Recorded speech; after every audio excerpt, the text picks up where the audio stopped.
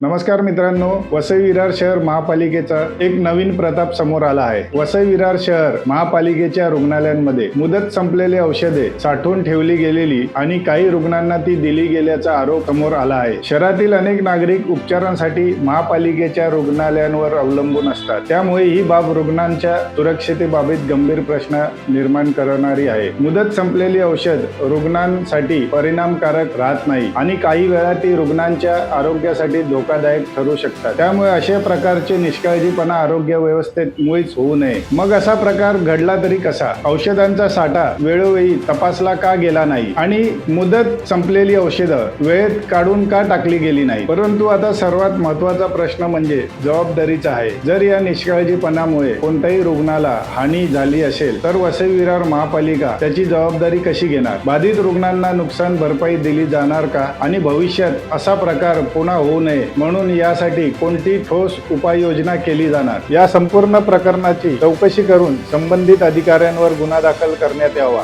Kumar Kakade for change, लोकांसाठी लोकांसोबत, team Kumar Kakade.